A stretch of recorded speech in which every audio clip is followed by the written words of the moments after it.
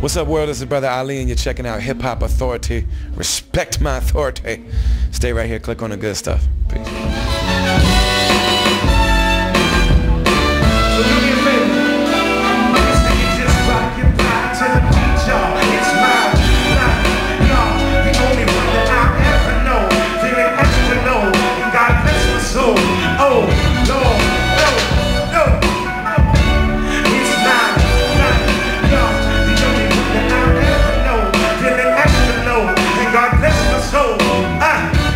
Whether projects, a trailer park mess, raggedy apartment complex with a stressed out single mom sitting on the step, waiting on the mailman, looking for a check. Boys on the corner pushing out the chairs, questing for anything that resemble respect. Young girls swinging the hip with every step, looking for affection, settling for sex. Bodies decorated with tattoos and chains, trying to put armor between you and pain. All right, you're here with Matt Wright and Nene Wallace-Reed, and we have Brother Ali here. We're here for thewellverse.com and hiphopauthority.com. Ali, you're here on tour at 930 Club. Tell us a little bit about how this tour is going so far. I know it just kicked off.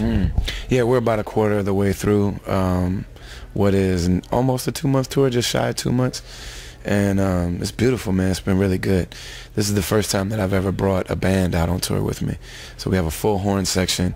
Everybody in the horn plays, or all the horn players also play other instruments. And so we just have so much energy and so many new options and you know, opportunities that are available to us. And it's great, man. There's nothing like people that have been coming to see me for 10 years with a DJ, and the DJ that I worked with was incredible too. He almost was a one-man band, as it were, but just being in those first couple songs, being in like the second song, and the horns are playing, and the guitar is kicking, and the keys are kicking, and you just look and see it on people's face, like, you know what I'm saying, like that feeling of just being, it's just beautiful, man. It's great to be able to give people a moment like that. Now, I saw you originally at the Black Cat in D.C. in 2004 with Merce, and I was blown away by your performance. It was just you, and your DJ was just using, I believe, a CDR at the time, or just a CD Discman, and I was blown away by your performance. What made you take your performance from that to the band when you're already so, you know, talented? Well, thank you for saying that. My DJ, that DJ was incredible. And he had kids, and he always told me, he watched me raise my kids and be a parent that tours all the time. And he told me the entire time, he's like, man, I don't know how you do that. I respect the fact that that's what you have to do, because I've never wanted to be anything other than a musician. I've never tried to be anything else in my life. I knew I was going to be a rapper when I was 8 years old, and didn't finish high school, never tried to work my way up at a job or go to, you know, if it was either going to be this or nothing. And so he was different. He went to college or did all this other stuff. He has other opportunities. And he told me that he would feel selfish raising a child on the, you know, when he's on the road all the time, knowing that he could do other things. And I really respect that. So he stayed home. And I tried a couple of DJs after him and just couldn't find the right fit. And I toured about 5 years ago with a live band with Ghostface and Rakim.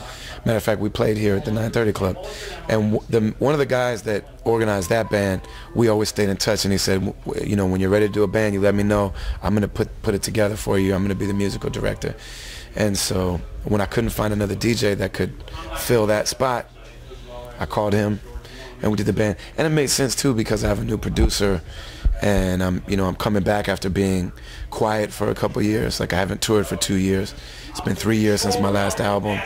So, you know, coming back, it felt really right to come back in a different way. It was bigger and more exciting. And, you know, it was dope. All right. Conceptually, the new album, Mourning in America and Dreaming in Color, it deals with a lot of you know, heavy topics like your albums always have, but there's just a real hopeful outlook on this album. What led to kind of the outlook that you were bringing across in this record and some of the songs that you came up with?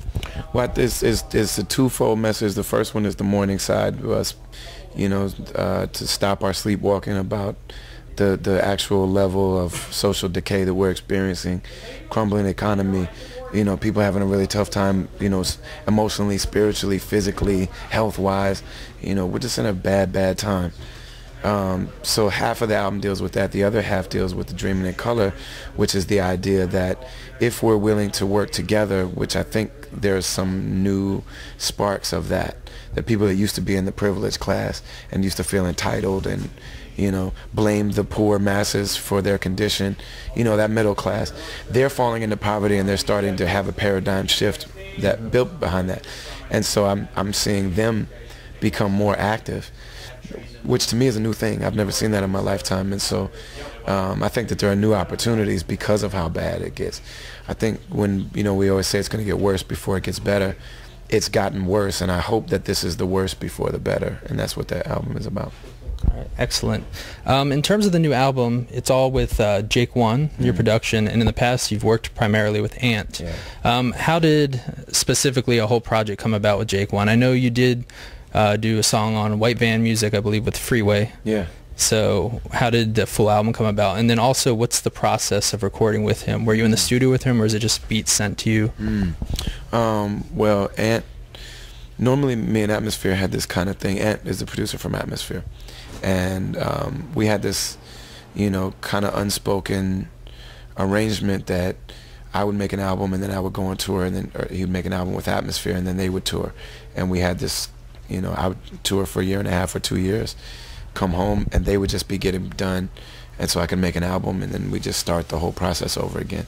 And we did that like that for 5 albums, but the Atmosphere had to change because Slug had a son, baby son, so he didn't want to tour for 3 months at a time like he used to knock all that touring cycle out in 2 years or a year and a half. He wanted to tour a few weeks at a time and then go home, which is beautiful, but it meant that their touring cycle lasts 3 years now instead of a year and a half. So I just knew that Ant wasn't going to be available. Jake and I have known each other since 2000, and you know, even despite the fact that he became really successful, he's, you know, producing, working with Rick Ross and Jay-Z and T.I. and 50 Cent and Wiz Khalifa and Snoop Dogg and all these people, he still stayed in touch with little old me and wanted to do an album. So, you know, once I realized that Ant wasn't going to be available, it seemed like the perfect, it seemed like a no-brainer. And I think he did a great job. Oh yeah, the beats are outstanding on the album. In terms of working with him though, is it sending you the files? Do you actually go into the studio with him? Is it a little bit of each? When I went to Seattle, I realized that I had the best results when I would actually go be in Seattle, which is where he lives, and he would bring me beats, and I went there for a week at a time, weekend at a time, and eventually it made more sense for me to just get an apartment there. So I would, I'd be in my apartment and he would bring me the new batch of beats, and I would play him we'd see each other every few days. I play him what I made in the meantime, but I did that stuff on my own.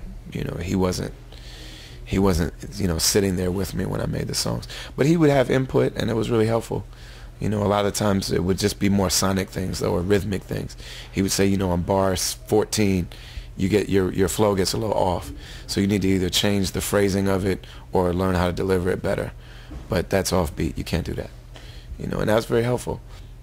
Yeah, because I'm really, I pay a lot of attention to the words, and so it's good to have somebody else reminding me to keep that flow in the pocket. All right, excellent. Now, in terms of your albums all along throughout your career, you seem to primarily be the sole voice on most of your records. I know on your first album, Shadows on the Sun, you had Slug on a couple of tracks. On the new one, you have more like a couple of maybe singers, and you have Cornel West doing a little bit of a, speech on it, but you've always been basically the sole rapper on your music. Was this a conscious decision throughout your career to kind of carry your own albums, and how do you think it's worked out in terms of, the overall effect of the musical listening experience? Well, I ask people, I live in Minneapolis, so I'm isolated. I see, people that I look up to or people that I'd want to make songs with, I see them once a year for 10 minutes. You know what I mean?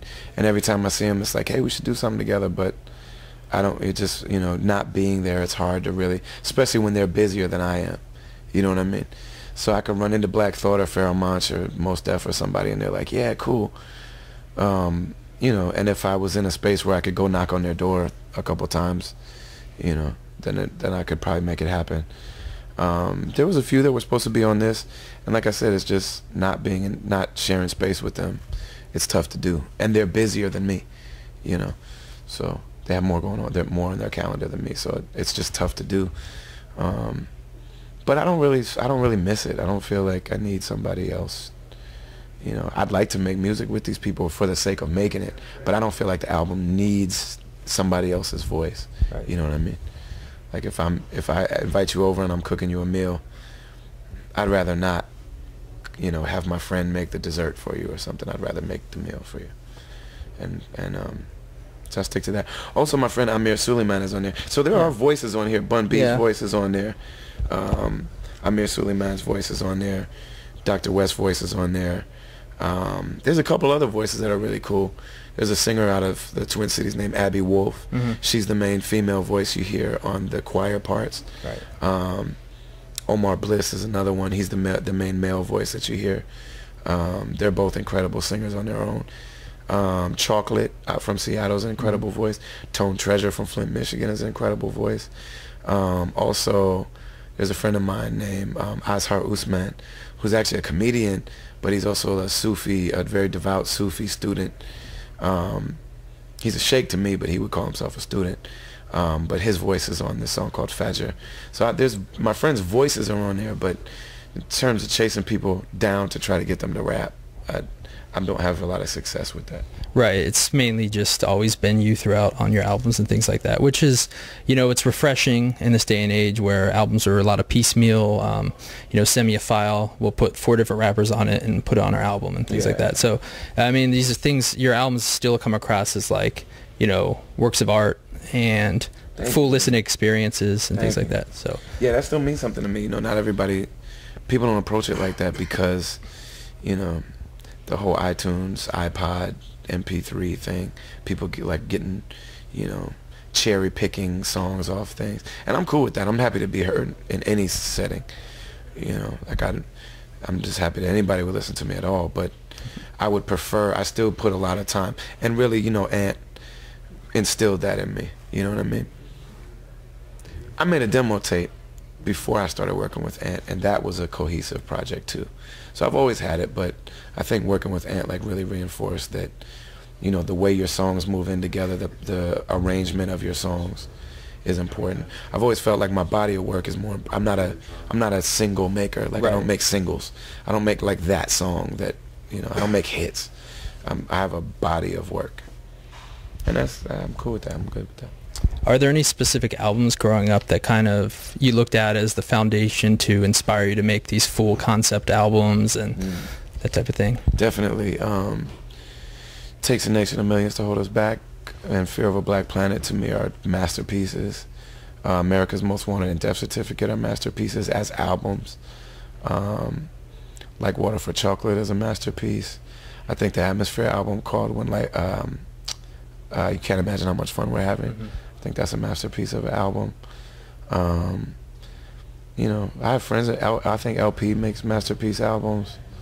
You know, but growing up, I would say it was more so those.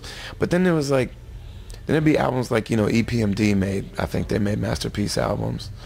Slick Rick, you know, but they weren't a chunk of music. Like with the Public Enemy album, you put it on, the music never stops. Right, it was cinematic, it was like a movie. Yeah, but you know, before that got brought into it, there were people making masterpieces.